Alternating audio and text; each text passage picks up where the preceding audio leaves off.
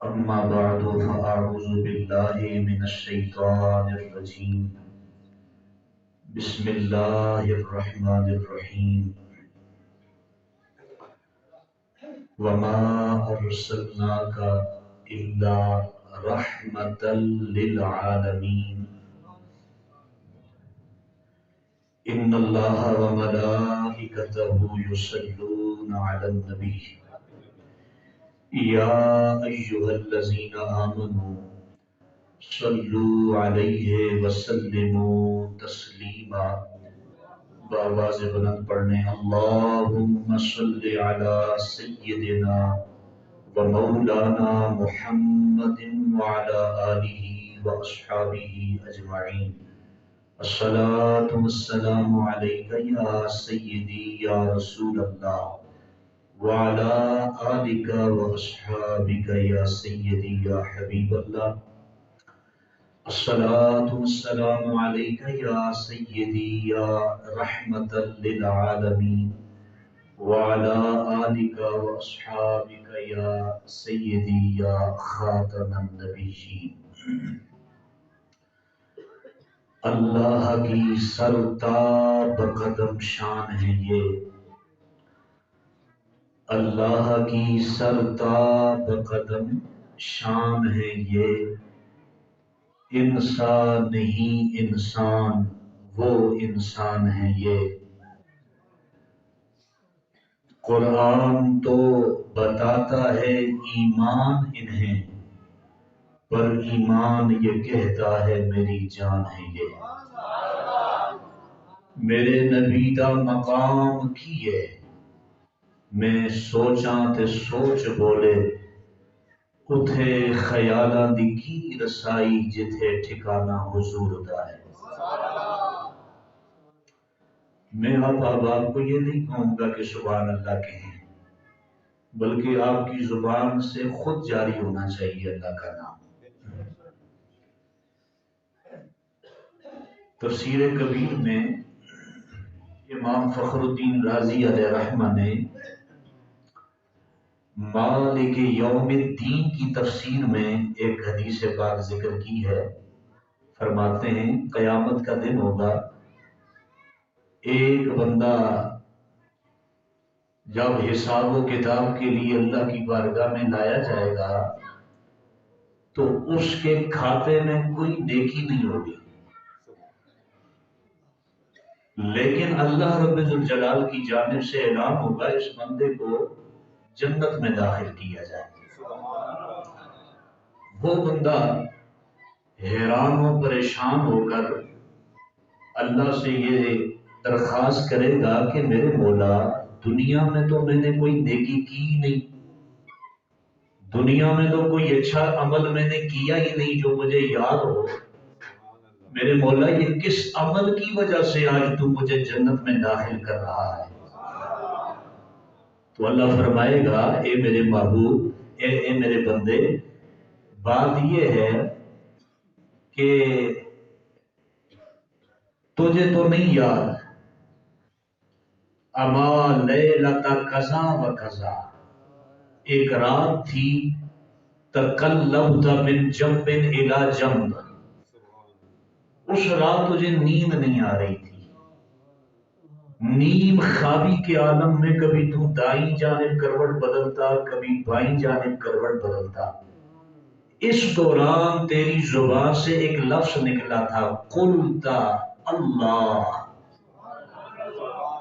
جس طرح آج کل ٹھنڈی راتیں ہیں لمبی لمبی راتیں ہیں جو بندہ بیمار ہو پریشان ہو اس کو نیند نہیں آتی کبھی دائیں جانب کروٹ بدلتا ہے کبھی بائیں جانب کروٹ بدلتا ہے اس دوران زبان سے کیا نکلا بندے کو یاد نہیں رہتا وہ بندہ بھی ایسا ہی تھا اللہ نے فرمایا تمہیں تو یاد نہیں لیکن اس رات کروٹیں بدلتے بدلتے ایک دفعہ تیری زبان سے لفظ اللہ نکلا تھا تو میری رحمت نے تیرے اوپر ایسا کرم کیا میری رحمت تیرے اوپر ایسی قربان ہوئی کہ میرے بندے اس زندگی میں ایک دفعہ اللہ کہنے کی وجہ سے آج تیرے سارے گناہوں کو معاف کر کے جنت عطا کرتا ہوں۔ اس لیے یہ اللہ کا نام بڑا پیارا ہے، کسی کو احتجاج کی ضرورت ہی نہیں پڑنی چاہیے کہ سبحان اللہ کہو، سبحان اللہ خود زبان سے نکلنا چاہیے۔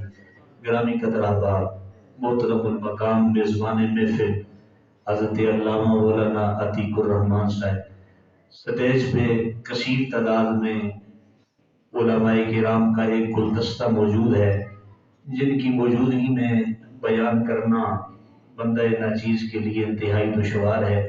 اللہ ان علماء کا سایہ ہمارے سروں پہ قائم و دائم رکھے۔ سادات کرام بھی موجود ہیں اور معززین علاقہ بھی، اور سب سے بڑی بات کہ یہ بچے اور یہ نوجوان جو اپنی جوانیوں کے حسین پل اس مسجد میں گزار رہے ہیں، اللہ تعالیٰ ہم سب کی حاضری کو اپنی بارگاہ میں قبول و منظور فرمائے۔ گرامی قدر احباب، ایک آیہ مقدسہ میں نے آپ کی خدمت میں تلاوت کی ہے۔ اللہ وحدہ لا شریک فرماتا ہے وَمَا أَرْسَلْنَاكَ إِلَّا رَحْمَةً لِلْعَالَمِينَ، کہ میرے محبوب ہم نے آپ کو سب جہانوں کے لیے رحمت بنا کے بھیجا ہے۔ یعنی محبوب آپ کوئی چھوٹی موٹی رحمت نہیں ہے۔ دنیا میں بہت ساری چیزیں ہیں جو ہمارے لیے رحمت کا باعث ہیں، جو سانس ہم لیتے ہیں یہ بھی رحمت ہے، یہ آنکھیں رحمت ہیں، یہ روشنی سورج کی ہمارے لیے رحمت ہے۔ دنیا میں بہت ساری چیزیں رحمت ہیں، لیکن محبوب تو کوئی چھوٹی موٹی رحمت نہیں ہے، تو وہ رحمت ہے جس کو سب جہانوں کے لیے رحمت بنا کے بھیجا۔ طبیعت میری متعمل نہیں ہے لمبے چوڑے خطاب کا، تو میں تمہید پہ اتنا زیادہ وقت ضائع نہیں کروں گا۔ میں بس اپنی تقریر کا آغاز کرتا ہوں ایک حدیث پاک سے۔ بڑی توجہ طلب حدیث ہے، اول تا آخر آپ نے اس پہ توجہ دینی ہے۔ میرے آقا کریم رؤوف الرحیم صلی اللہ تعالی علیہ وآلہ وسلم نے ارشاد فرمایا، آپ صلی اللہ علیہ وسلم صحابہ کرام میں کے جھرمٹ میں تشریف لائے، اور جھرمٹ میں تشریف لا کر حضور نے فرمایا کہ خرج عندی خلیلی جبریل آنفا۔ میرے آقا نے فرمایا کہ اے میرے غلاموں، ابھی جبریل امین میری خدمت میں حاضری دے کر واپس گئے ہیں۔ قربان جائیں اس سونے آقا پر کہ جن کی خدمت کے لیے نوریوں کا سردار بھی حاضری دیا کرتا تھا۔ توجہ بھائی، میری طرف توجہ دیں۔ خرج عندی خلیلی جبریل آنفا، اے صحابہ ابھی تھوڑی دیر گزری ہے، جبریل امین میرے در پہ حاضری دے کر واپس گئے ہیں، لیکن جبریل امین جاتے جاتے مجھے ایک بات بتا کے گئے ہیں۔ اس کا یہ مطلب نہیں کہ حضور کو پتہ نہیں تھا تب بتا کے گئے ہیں، نہیں، یہ بادشاہوں کی جو بارگاہیں ہوتی ہیں ان کے آداب کا ایک سلسلہ ہوتا ہے کہ غلام آ کے خبریں پہنچاتے ہیں۔ جس طرح اللہ کی بارگاہ میں فرشتے بندوں کے اعمال کی رپورٹ پیش کرتے ہیں، تو اس کا یہ مطلب نہیں ہوتا کہ اللہ کو پتہ نہیں تھا، نہیں، یہ اس بارگاہ کے تقدس کا سلسلہ ہے کہ فرشتے جا کر رپورٹ پیش کرتے ہیں۔ یہی معاملہ یہاں پہ بھی ہے۔ اللہ نے اپنے معبود کی خدمت کے لیے فرشتوں کی ڈیوٹیاں لگا رکھی ہیں۔ جبریل امین نے جاتے جاتے میرے آقا کو کیا خبر سنائی؟ توجہ سے میرے آقا فرماتے ہیں جبریل نے مجھے کہا، یا محمد والذی بعثک بالحق، اے میرے آقا جو بات میں آپ کو سنانے لگا ہوں، یہ بات بڑی پکی اور ٹھکی بات سنا رہا ہوں، اسی لیے میں قسم سے اس بات کا آغاز کر رہا ہوں کہ اللہ کی ذات کی قسم ہے، جو بات میں سنانے لگا ہوں مجھے اس رب کی قسم ہے جس رب نے آپ کو مبعوث کیا ہے۔ بات یہ ہے کہ ان للہ عبدا من عبادہ، اللہ کے بندوں میں سے ایک بندہ اس دھرتی پر اس زمین پر ایسا بھی گزرا ہے کہ عبد اللہ 500 سنۃ، جس کو اللہ نے بڑی لمبی زندگی عطا فرمائی، اس لمبی زندگی میں 500 سال اس بندے نے اللہ کی عبادت میں گزارے۔ 5 دن، 5 مہینے، 5 سال بھی بڑی چیز ہوتی ہے، لیکن یہ بندہ 500 سال اس بندے نے اللہ کی عبادت میں گزارے۔ دیکھیں نا، ہم عبادت کرتے ہیں، صبح نماز پڑھی، اللہ نے توفیق دی، نماز پڑھی، پھر اپنے کام کاج کے لیے چلے جاتے ہیں، پھر 2 4 5 گھنٹے ہمارے دنیا داری میں گزرتے ہیں، پھر زور کا وقت ہوا، پھر اللہ نے توفیق دی، نماز پڑھی، پھر عصر تک اپنی دنیا داری کے کام کاج میں لگ جاتے ہیں، پھر عصر سے مغرب تک، پھر مغرب سے عشاء تک، پھر عشاء سے فجر تک سو کے گزرتا ہے۔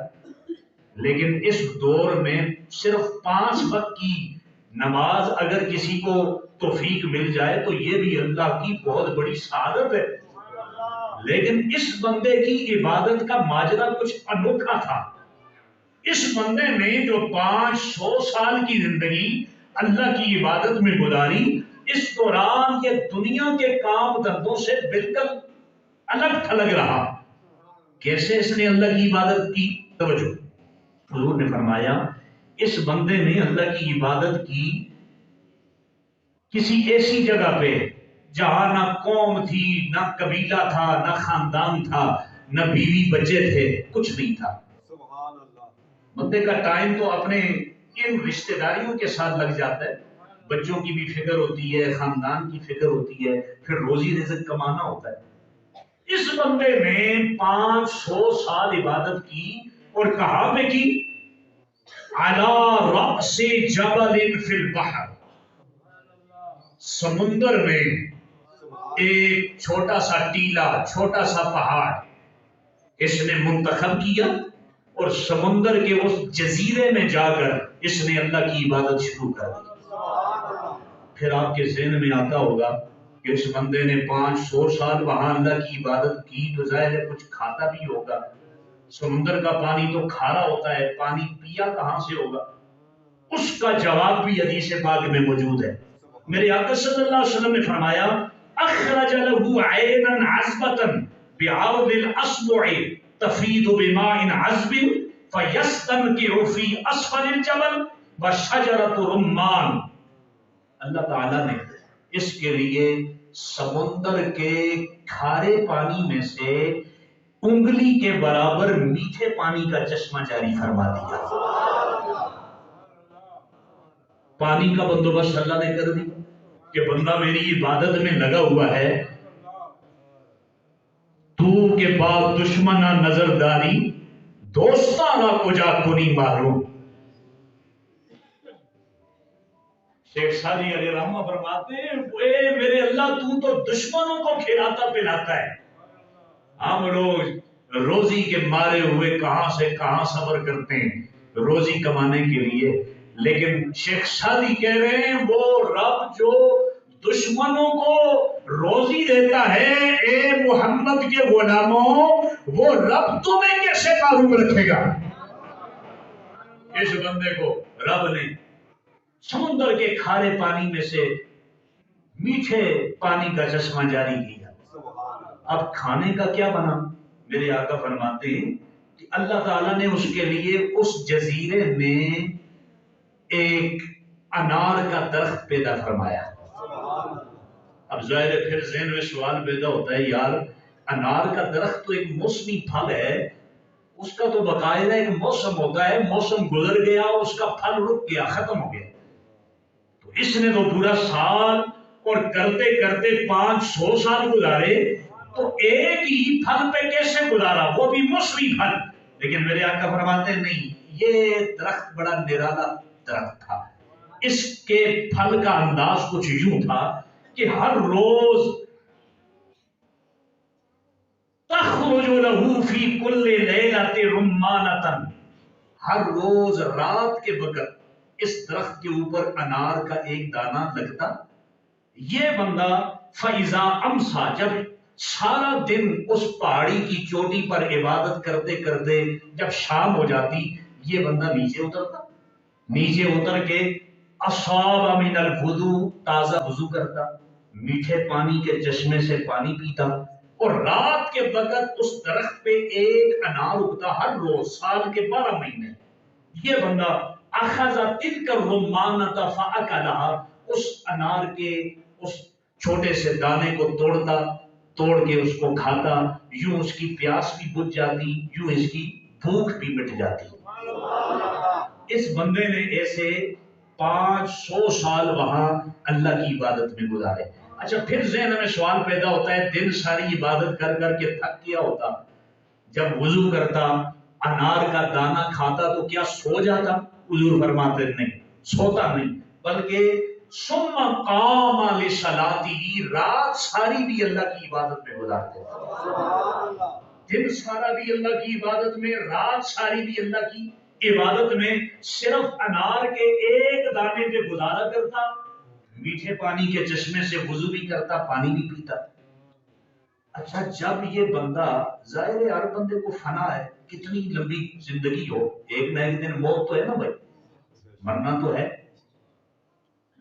اب اس بندے پہ جب موت کا وقت قریب آیا نا، سأل ربہ عند وقت الاجل، موت کے وقت اس بندے نے اللہ تعالیٰ سے کچھ دعا مانگی تو جو ہے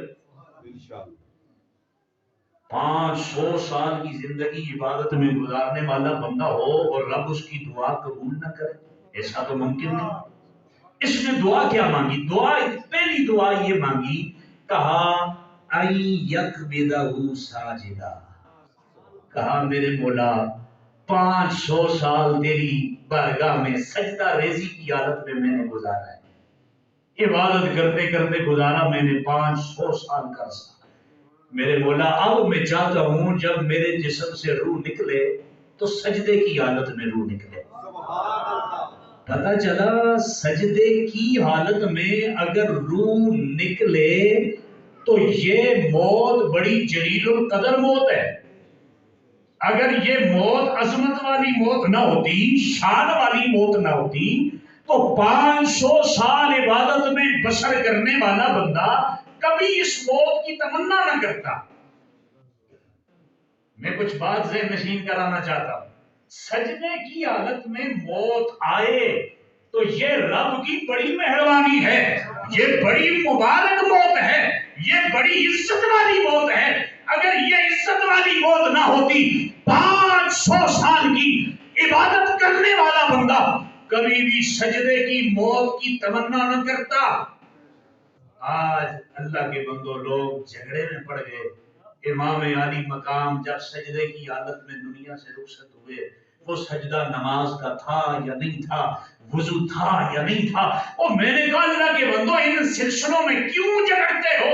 وضو ہو یا نہ ہو، سجدہ نماز کا ہو یا نہ ہو، اگر سجدے کی حالت میں موت آ جائے تو یہ موت بڑی قدر والی موت ہوتی ہے، بڑی عزت والی موت ہوتی ہے۔ ان جھگڑوں میں پڑنے کی ضرورت ہی نہیں۔ پہلی درخواست اس نے رب کی بارگاہ میں یہ کی کہ میرے مولا مجھے موت آئے تو سجدے کی حالت میں آئے۔ توجہ ہے نا؟ دوسری دعا اس بندے نے یہ کی، کہا اے میرے اللہ جب وَأَلَّا يَجْعَلَ لِلْأَرْضِ وَلَا لِشَيْءٍ يُفْسِدُهُ عَلَيْهِ سَبِيلًا حَتَّى يَبْعَثَهُ اللَّهُ، دوسری دعا اس نے کی یہ کہ یا اللہ میرا یہاں قوم قبیلہ تو ہے نہیں، میری کوئی آل اولاد تو ہے نہیں کہ یہاں جب میں مر جاؤں گا تو میرے کوئی نماز جنازہ پڑھانے والا ہو، میری کوئی قبر کھودنے والا ہو، مجھے کوئی کفن دینے والا ہو، مجھے کوئی دفنانے والا ہو، یہاں تو ہے ہی کوئی نہیں۔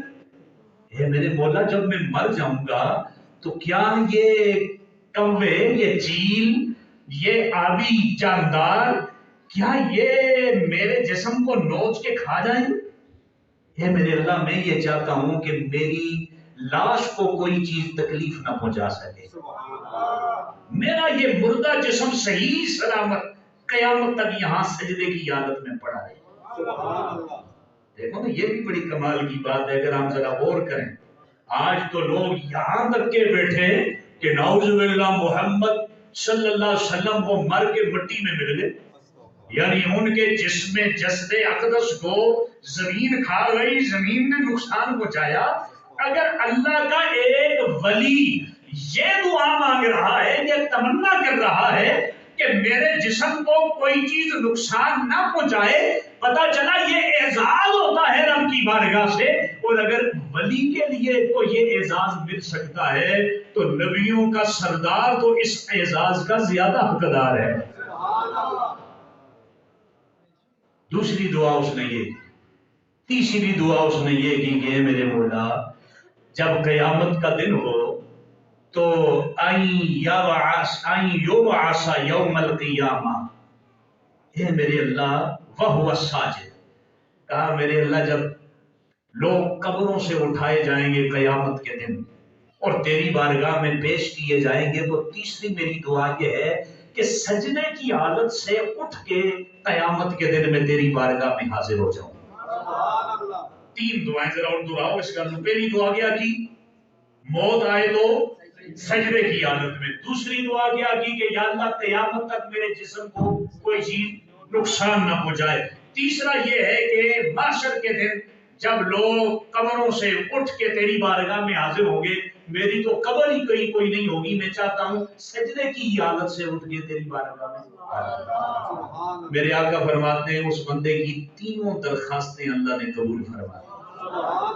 اس کو موت آئی سجدے کی حالت میں، اور قیامت تک اب وہ بندہ سجدے کی حالت میں اسی جزیرے میں پڑا رہے گا، اور جب قیامت بپا ہوگی تو وہ بندہ سجدے کی حالت سے ہی اٹھ کے رب کی بارگاہ میں حاضر ہوگا۔ یہ اعزاز رب نے اس کو دیے، یہ تینوں اعزاز۔ ماشاءاللہ، نعرہ تکبیر، نعرہ رسالت، نعرہ حیدری، محترم جناب حاجی صالحین صاحب۔ اچھا توجہ ہے بھائی، یہاں تک بات سمجھ آ گئی سب کو؟ اچھا، اگلی بات بڑی قابل توجہ ہے۔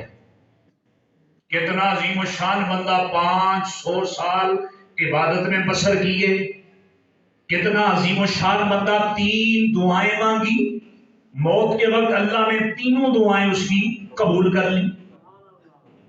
لیکن جبریل امین نے کہا اے پیارے آقا صلی اللہ علیہ وسلم، نجد لہو فی العلم، نجد لہو فی العلم، توجہ، نجد لہو فی العلم، اے میرے آقا رب نے مجھے اتنا علم دیا ہے، میں اپنے علم سے یہ بات جانتا ہوں کہ جب قیامت کا دن بپا ہوگا اللہ کے حساب و کتاب میں یہ بندہ بھی پھنس جائے گا۔ ابھی قیامت بپا نہیں ہوئی، جبریل کہتے ہیں میرا علم یہ کہتا ہے 500 سال عبادت کرنے والا بندہ بھی جب رب حساب و کتاب لینے لگے گا تو یہ بندہ بھی پھنس جائے گا۔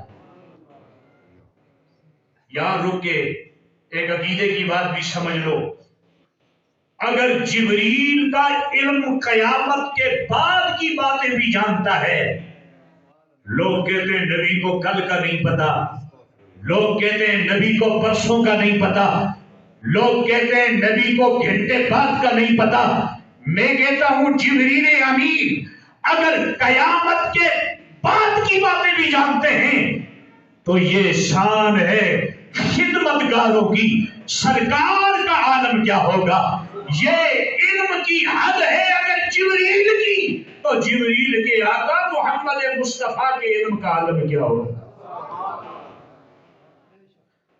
سلسلہ یہ بنے گا، جبریل امین کہتے ہیں جب قیامت کے دن جب یہ بندہ اللہ کی بارگاہ میں حاضر ہوگا نا، یقول لہ الرب، اللہ کہے گا ادخلوا عبد الجنت برحمتی، اللہ کہے گا اے فرشتو اس بندے کو، کس بندے کو؟ جس نے 500 سال عبادت کی، اللہ کہے گا اے فرشتو اس بندے کو میری رحمت کے صدقے، میری رحمت کے صدقے اس بندے کو جنت میں داخل کرو۔ لیکن بندہ بڑا پریشان ہوگا. بندہ اللہ کی بارگاہ میں یہ عرض کرے گا، کہے گا رب بل بعملی، اللہ تو رحمت کے صدقے جنت ان کو دے جنہوں نے دنیا میں عمل کوئی اچھا نہ کیا ہو. میں تو 500 سال کا نمازی آدمی، میں تو 500 سال کا عبادت گزار آدمی، مجھے تیری رحمت کے صدقے جنت نہیں چاہیے، مجھے میرے عمل کے بدلے جنت چاہیے. بندہ تو نادان ہے. اللہ پھر یہی فرمائے گا، اللہ فرمائے گا ادخلوا عبد الجنت برحمتی. اللہ کہے گا اے فرشتوں، بندہ نادان ہے، نہ سمجھ ہے، اس کو نہیں پتا، اس کو میری رحمت کے صدقے ہی جنت میں داخل کرو. سبحان اللہ. بندہ پھر یہی کہے گا یقول رب بعمل بل بعملی، کہے گا نہیں میرے مولا، مجھے رحمت کے صدقے نہیں، مجھے میرے عمل کے بدلے جنت چاہیے. اللہ پھر فرمائے گا اے میرے بندو، میرے فرشتوں، قایسوا عبدی بنعمتی علیہ وبعملی. اے فرشتوں، یہ بندہ اپنے عمل کے بدلے اگر جنت کا طلبگار ہے تو پھر اس طرح کرو، لاؤ میزان، لاؤ ترازو، تولو پھر اس کی 500 سال کی نمازیں، تولو پھر اس کے 500 سال کی عبادتیں، اور ایک پلڑے میں میری نعمتیں رکھو، جو نعمتیں میں نے اس کو دنیا میں دی، ایک پلڑے میں عبادت رکھو. پھر ہوگا کچھ یوں ہی، توجد نعمت البصر قد احاطت بعبادت 500 سنہ وبقیت نعمت الجسد فضلا. میرے آقا فرماتے ہیں ایک پلڑے میں 500 سال کی ساری عبادت رکھی جائے گی، دوسرے پلڑے میں صرف اور صرف ایک آنکھ، ساری نعمتیں نہیں، پورا جسم نہیں، جسم کا ایک ایک بال، بلکہ بال کا ایک ایک مسام انسان کے لیے اللہ کی بڑی نعمت ہے. زبان نعمت ہے، کان نعمت ہے، جسم کا ہر عضو نعمت ہے. سارے اعضاء ابھی باقی ہوں گے، صرف ایک آنکھ کو دوسرے پلڑے میں رکھا جائے گا. توجد نعمت البصر قد احاطت، ساری کی ساری عبادتوں پہ ایک آنکھ کی نعمت باری اور وزنی نکل آئے گی. 500 سال کی عبادت کا وزن کم، ایک آنکھ سب پہ وزنی اور بھاری. اب اللہ فرمائے گا اے فرشتوں، چونکہ اس بندے نے خود حساب و کتاب کا، خود عمل کے بدلے جنت کا انتخاب کیا تھا، اب اس طرح کرو، چونکہ اس کی عبادت کم پڑ گئی، میری نعمت کا وزن زیادہ نکل آیا، اب اس طرح کرو ادخل النار. اے فرشتوں، اب اس کو جہنم میں پھینک دو، جہنم میں ڈال دو. فَيُجَرُّ إِلَى النَّارِ، فرشتے پکڑیں گے گریبان سے، گھسیٹ کر، یجر، گھسیٹ کر اس بندے کو جب جہنم کی طرف لے جانے کی کوشش کریں گے. کیونکہ بندے نے اللہ کی عبادت کی تھی، اللہ کی عبادت کی وجہ سے ہی اللہ کا فضل اور اللہ کی رحمت جوش مارتی ہے اور بندے کی طرف متوجہ ہوتی ہے. اب کوئی کہے میں عبادت بھی نہ کروں، اللہ کا فضل ہی کافی ہے. بھائی فضل سے ہی سب کچھ ہونا ہے، لیکن فضل کو متوجہ کرتی ہیں ہماری عبادتیں، لیکن اس کے اعمال رب کے فضل کو پھر متوجہ کریں گے. اللہ فرمائے گا ینادی، اللہ فرمائے گا اچھا وہ بندہ یہ پکارے گا، کہے گا رب برحمتک ادخلنی الجنہ. اے اللہ میں بھول گیا تھا، میں نادان تھا، میں نہ سمجھ تھا کہ میں نے اپنے عمل کے بدلے جنت کی ڈیمانڈ کی تھی. اے میرے اللہ، مجھے اپنی رحمت کے صدقے ہی جنت عطا فرما دے. اللہ فرمائے گا فرشتوں رک جاؤ، فرشتوں رک جاؤ، رک ہو، اس کو واپس لاؤ. فَيُوقَفُ بَيْنَ يَدَيْهِ، اللہ کے سامنے دوبارہ اس کو کھڑا کیا جائے گا. اللہ اس کو فرمائے گا اے بندے جو کچھ تمہیں ملا وہ میری رحمت کے صدقے میں ہی ملا ہے، اور آج جنت بھی تمہیں میں اپنی رحمت کے صدقے ہی دے رہا ہوں. یہاں تک بات سمجھ آ گئی؟ جس کو سمجھ نہیں آئی بتاؤ، دوبارہ دہراؤ. سمجھ آ گئی؟ اب ایک ذہن میں سوال اٹھتا ہے، یہ بار بار جس رحمت کا ذکر ہے کہ رحمت کے صدقے جنت میں دے دو، رحمت کے صدقے جنت دے دو، بندے نے کہا رحمت کے صدقے نہیں عمل کے بدلے، پھر بالآخر رحمت کے صدقے ہی اللہ نے جنت میں داخل کیا، اس رحمت سے مراد کون ہے؟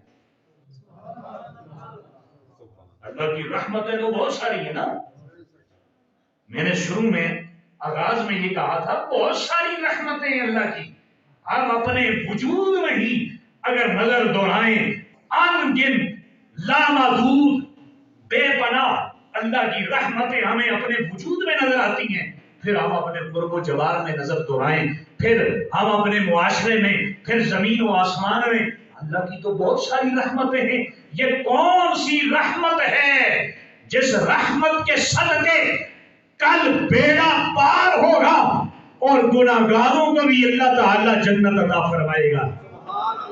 اس رحمت سے مراد کیا ہے؟ اس حدیث پاک میں چونکہ محبت والوں والے راز کھولتے نہیں ہیں،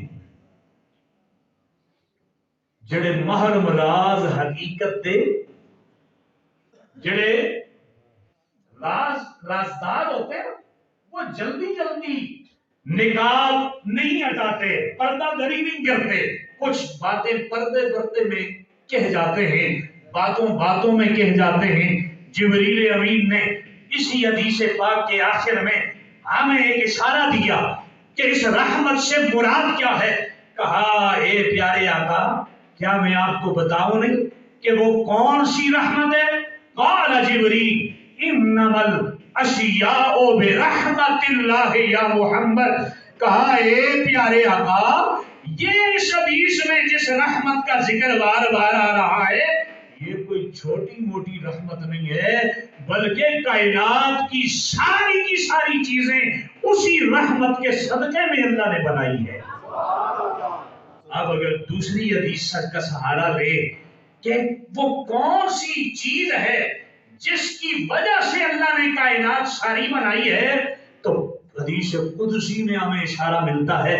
اللہ رب ذوالجلال ارشاد فرماتا ہے اے پیارے محمد، اے میرے پیارے محبوب، اگر تمہیں بنانا مقصود نہ ہوتا، اگر تجھے پیدا کرنا مقصود نہ ہوتا، لولا کا یا محمد لما خلقت الافلاق، اے میرے محبوب اس ساری کائنات کو میں نے اگر بنایا ہے، میں نے اگر پیدا کیا ہے تو وہ کوئی اور شے نہیں ہے میرے محبوب محمد عربی، وہ تو ہی ہے جس کے صدقے کائنات ساری میں نے بنائی ہے۔ اور یہ وہی پیارے آقا ہیں جس کے صدقے اللہ تعالیٰ کل گناہگاروں کو بخش کے جنت عطا فرمائیں گے۔ اس لیے اللہ نے قرآن میں فرمایا وَمَا أَرْسَلْنَاكَ إِلَّا رَحْمَةً لِّلْعَالَمِينَ، اے میرے محبوب تو کوئی چھوٹی موٹی رحمت نہیں ہے، تو تو وہ ہے جس کو ہم نے ساری کائنات کے لیے رحمت بنا کے بھیجا ہے۔ گرامی قدر حضرات، ایک ہی حدیث پہ کافی ٹائم بیت گیا، یہاں ایک چھوٹی سی بات میں اور آپ کی خدمت میں پیش کرتا ہوں تاکہ مزید آپ اس حوالے سے جو دیکھیں نا یہ محفل میلاد، لوگ کہتے ہیں یہ محفل میلاد کیوں مناتے ہیں؟ محفل میلاد میں کیا ہوتا ہے؟ حضور کی عظمت و شان بیان ہوتی ہے، حضور کی شانوں کا ذکر ہوتا ہے۔ اس کا فائدہ کیا ہے؟ یہ ہمارے ننھے بچے جب حضور کی شانیں سنتے ہیں نا تو دل کی کھڑکیاں کھلتی ہیں اور دلوں میں پیارے آقا کی محبت پیدا ہوتی ہے۔ ہمیں پتہ چلتا ہے کہ اللہ نے کتنے سونے آقا ہمیں عطا فرمائے۔ جو ہم شانیں سنتے جاتے ہیں ہمارے دلوں میں حضور کا عشق بڑھتا جاتا ہے۔ ایک اور حدیث پاک اس حوالے سے سنیں، نبی کریم رؤوف الرحیم صلی اللہ تعالی علیہ وسلم کے پیارے صحابی حضرت جابر، پہلی حدیث کے راوی بھی حضرت جابر تھے، اس حدیث کے راوی بھی حضرت جابر ہیں۔ حضرت جابر فرماتے ہیں خرجنا مع رسول اللہ صلی اللہ علیہ وسلم الى سعد بن معاذ۔ سعد بن معاذ جلیل القدر صحابی جس دن دنیا سے رخصت ہوئے، حضرت جابر کہتے ہیں ہم سرکار مدینہ کے ساتھ تھے،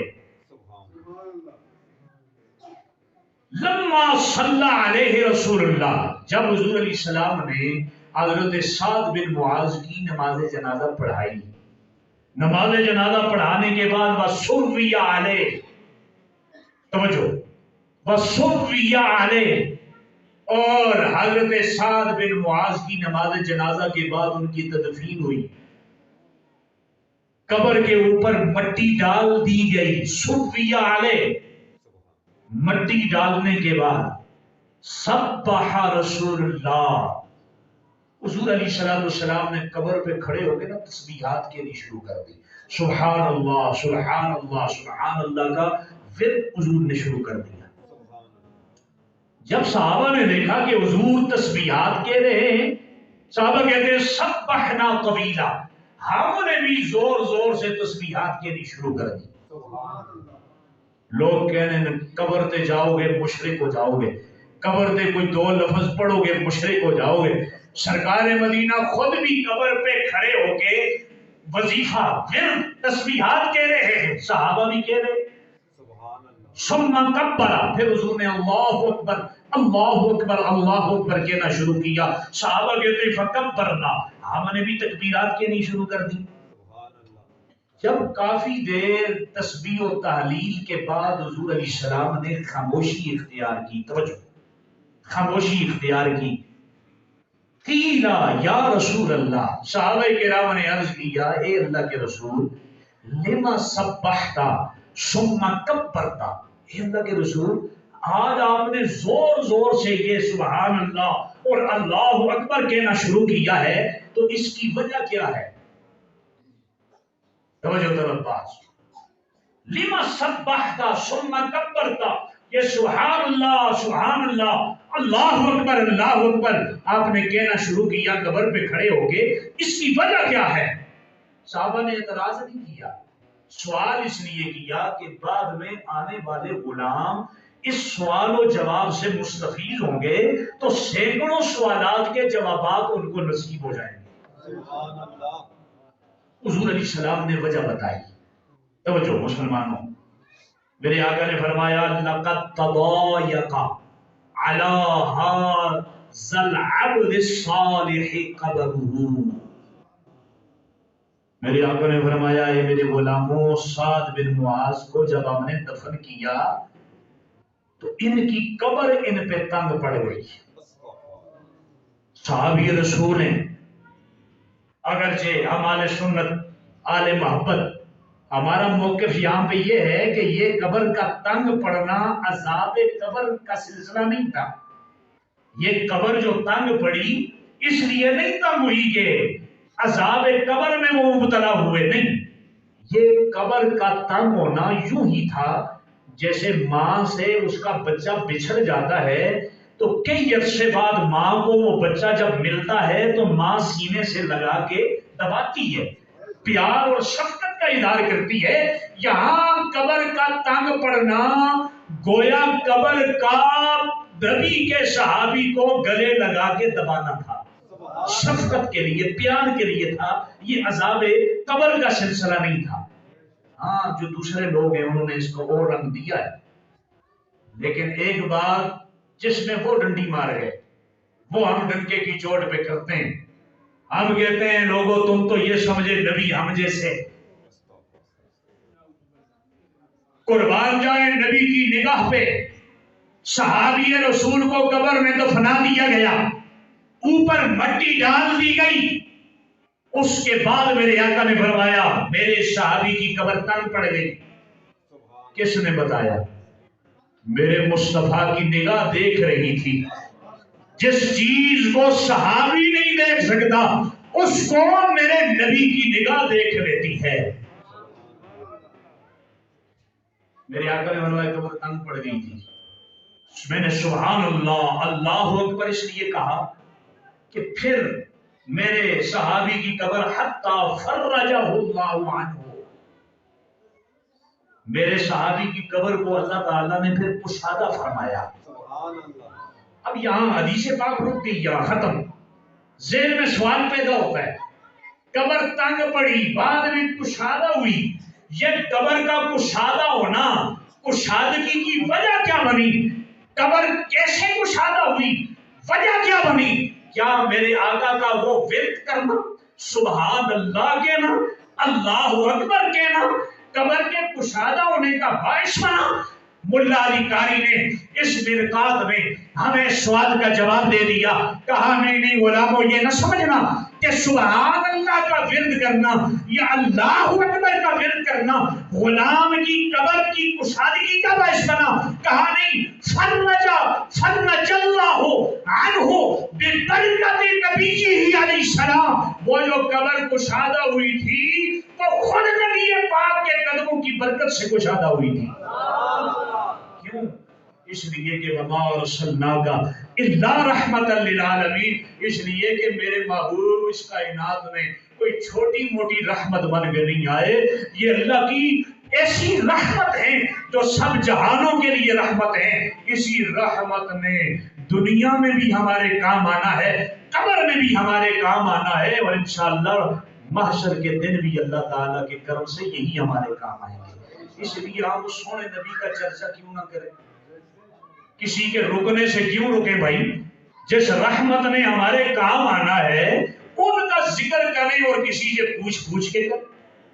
ٹائم ختم ہو چکا ہے، لیکن میں سب کا ایک بات عرض کرتا ہوں، سال 2022 ختم ہو گیا، آج 23 شروع ہو گیا۔ لوگوں نے خوشیاں منائی، جشن منایا، ہماری زندگی میں ایک سال کا اضافہ ہوا، لیکن میں یہ سمجھتا ہوں اضافہ نہیں ہوا، ایک سال ہمارا کم ہو۔ میرے آقا کریم صلی اللہ علیہ وسلم نے فرمایا جب قیامت کا دن ہوگا نا، لا تزول قدم ابن آدم حتی یسأل عن خمس، کسی بھی بندے کو آگے بڑھنے نہیں دیا جائے گا جب تک کہ 5 سوالات کے جوابات بندہ نہیں دے لے گا۔ یہ یاد رکھیں اور کچھ سبق لے کے جائیں۔ ہر بندہ ان سوالات کے جوابات کے لیے اپنے آپ کو تیاری کرے۔ 5 سوالات کے جوابات ہم میں سے ہر بندے کو دینے پڑیں۔ پہلا سوال کیا ہوگا؟ عن عمرہ فیما افنا، زندگی کے ایک ایک لمحے، ایک ایک منٹ، ایک ایک ہفتے، ایک ایک مہینے، ایک ایک سال کے بارے میں ہم سے پوچھا جائے گا، اے میرے بندے یہ سال تم نے گزارا تو کیسے گزارا، یہ دن تم نے گزارا تو کیسے گزارا۔ زندگی کے ایک ایک لمحے کے بارے میں ہم سے سوال ہوگا۔ عن شبابہ فیما ابلا، جوانی کے بارے میں سوال ہوگا، اے نوجوان، جوانی جیسی عظیم نعمت ہم نے تمہیں دی تھی، بتا وہ جوانی کے دن تم نے کہاں گزارے؟ اگر جوانی کے قیمتی دن مسجد میں اللہ کے سامنے سجدہ ریزی میں گزارے ہوئے، نماز پابندی سے ادا کرتے ہوئے گزارے ہوئے، اللہ کی بارگاہ میں ہم سر جھکا کے کہہ سکیں گے، اے میرے مولا تو نے جوانی دی تھی، تیرے ہی نبی کی اطاعت و اتباع میں گزار کے آیا ہوں۔ تیسرا سوال دولت کے بارے میں، عن مالہ من این اکتسبہ، اللہ پوچھے گا بندے یہ دنیا میں جو تو نے دولت کمائی، پیسہ کمایا، یہ مال تم نے کیسے کمایا؟ سوال ہوگا، جواب دینا پڑے گا۔ اگر حلال طریقے سے کمایا ہوا، جائز ذرائع سے کمایا ہوا، سر جھکا کے ادب سے کہہ سکیں گے، اے میرے مولا تیرے محبوب کے بتائے ہوئے رستے پہ چل کے مال حلال، رزق حلال میں نے کمایا تھا۔ تیسرا سوال چوتھا ہوگا، فیما انفقا، اے بندے بتا دو صحیح مال خرچ کہاں سے کیا؟ آج بدقسمتی سے کہیں مراسی ڈھول پیٹ رہے ہوں، کہیں کنجر آگے ناچ رہے ہوں، ہمیں بوڑھے کیا، بچے کیا، جوان کیا، ہمارے جیب سے پیسوں، نئے نوٹوں کی کاپیاں اور دفتیاں نکلتی ہیں، بے دریغ پیسوں کی بارش کرنے میں فخر محسوس کرتے ہیں، لیکن مسجد کے لیے، مدرسے کے لیے ہمیں جھولی پھیلانی پڑتی ہے، چندے مانگنے پڑتے ہیں۔ مسلمانوں ہمیں اپنے اس رویے پہ نظر ڈالنی چاہیے۔ میں اس چیز کے حق میں نہیں ہوں کہ جمعے کے دن آگے جھولی پھیلائی جائے، لیکن ہم مسلمانوں کا رویہ ہمیں اس بات پہ مجبور کرتا ہے، ہمارے پاس اور سورسز ہی نہیں۔ لیکن یہ یاد رکھنا، کسی بھی غیر ضروری، غیر اخلاقی، غیر شرعی رستے پہ اگر آپ پیسے نچھاور کرتے ہیں تو یہ نہ سمجھنا کہ اس کا سوال نہیں ہوگا۔ حضور فرماتے ہیں فیما انفقا، جہاں جہاں تم نے خرچ کیا ہوگا کل قیامت کے دن حساب دینا پڑے گا۔ اگر یہ پیسہ تمہارا یتیموں پہ لگا، مسجدوں پہ لگا، مدرسوں پہ لگا، تو پھر کیا ہوگا؟ کل سر جھکا کے کہہ سکو گے یا اللہ تیری ہی راہ میں خرچ کر کے آیا ہوں۔ وعن علمہ ماذا عمل فیما علم، یہ بھی سوال ہوگا جتنا تیرے پاس علم تھا تو نے اپنے علم پہ عمل بھی کیا کہ نہ کیا۔ دوستو نیا سال شروع ہو چکا، پتہ نہیں اس سال کے اختتام پہ ہم میں سے کون ہوگا کون نہیں ہوگا۔ ابھی سے اپنی زندگی کو ری شیڈول کریں، اپنی زندگی کا محاسبہ کریں، قرآن کی تلاوت کو ٹائم دیں، درس و بیان کے حلقے کو ٹائم دیں، نماز کے لیے ٹائم نکالیں، فرض اولین کے لیے ٹائم نکالیں، اپنے والدین کی خدمت کریں، اپنے بوڑھے والدین، آپ کی وجہ سے بوڑھے والدین کی آنکھوں سے آنسو نہیں آنے چاہیے، والدین کو خوش رکھیں، اپنے بہن بھائیوں کا خیال رکھیں، اپنی بہنوں کا خیال رکھیں، حقوق کا خیال رکھیں۔ اللہ تعالیٰ اس محفل پاک کی برکت سے ہمیں عمل کا جذبہ عطا فرمائے۔ وآخر دعوانا ان الحمد للہ رب العالمین۔